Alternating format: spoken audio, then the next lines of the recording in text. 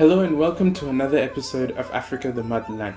My name is Djaji Prime and today we're going to be talking about Burkina Faso. Now Burkina Faso is a small landlocked West African country which was previously known as Upper Volta. Now the reason for the name Upper Volta was because it contained the upper part of the Volta River, which is divided into the Black, White and Red Volta. In fact, the former flag of Burkina Faso was black, white and red.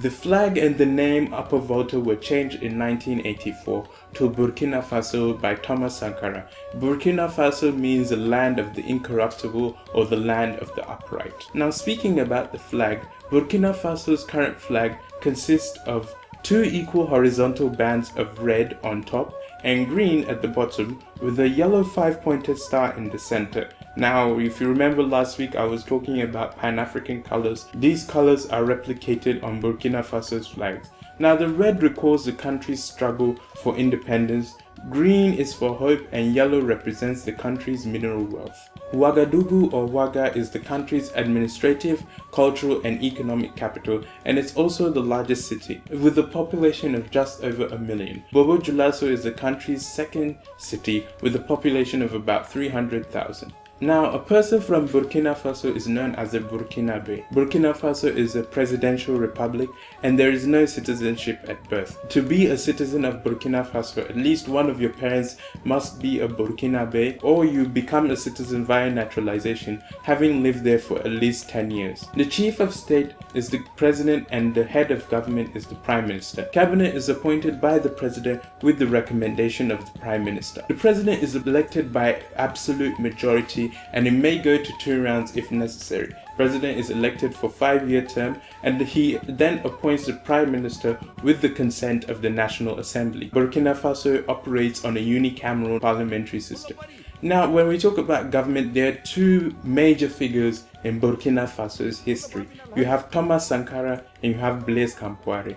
Thomas Sankara, and I did a video on him earlier this week. Please be sure to check it out. I'll leave a link here. I'll just summarize so as to not sound redundant. Thomas Sankara is seen as a hero in Burkina Faso. He came through a military coup and he was a captain, and he essentially changed the mindset of Burkinabés and wanted to build a country that was self-sufficient.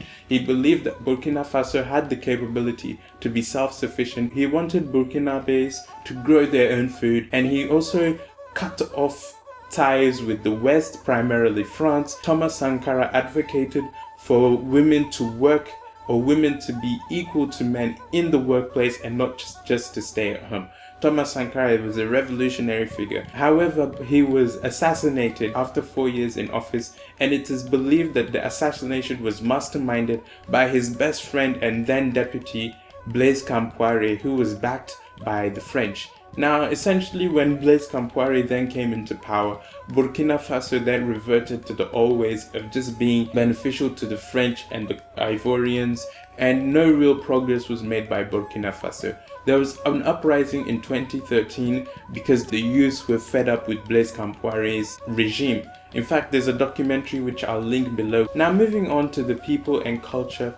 The main ethnic groups in Burkina Faso are the Mossi, which form about 52.5%, and the Fulani, which forms 8.4%, the Gourma, which forms 6.8%, and the Bobo, which forms 4.8%. I think I'll make a video specifically on the Fulani culture because it's a culture that crops across various countries throughout Africa. Now, the population of Burkina Faso is about 18 million, and going further into the Mossi ethnic group. The Mossi ethnic group is located primarily in Burkina Faso and Ivory Coast.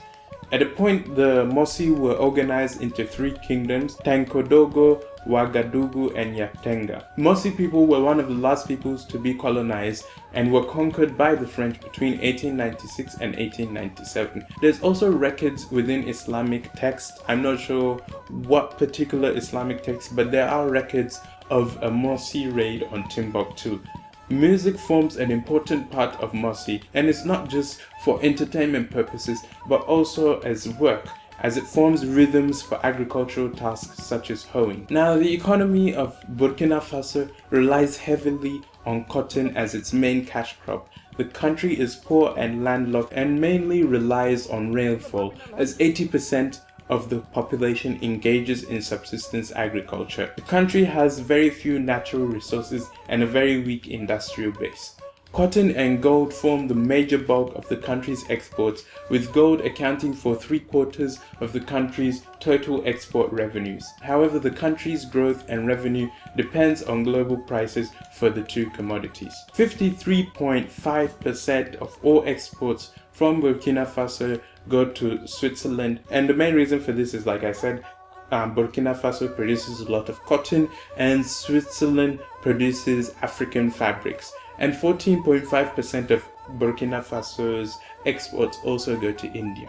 In terms of imports, 23.1% of goods come from Côte d'Ivoire, 11.1% from France, Togo 7.5%, and China 4.8%.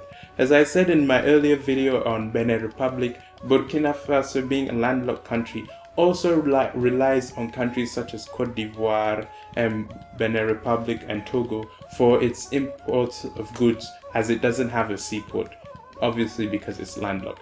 Anyway, I hope you learned a little bit about Burkina Faso. Burkina Faso is a very lively place. Despite it being considered as a poor nation, it is a very lively place with a beautiful culture. I would say I have some videos in the description you should check out. The one about Thomas Sankara and the one about the revolution that happened in Burkina Faso. Definitely worth your time. And yeah, I hope you enjoyed this video. If you did, please leave a like. If you're new around here, why not click subscribe? My name is Djaji Prime. I hope you have a blessed day, and I'll see you in the next video. Goodbye.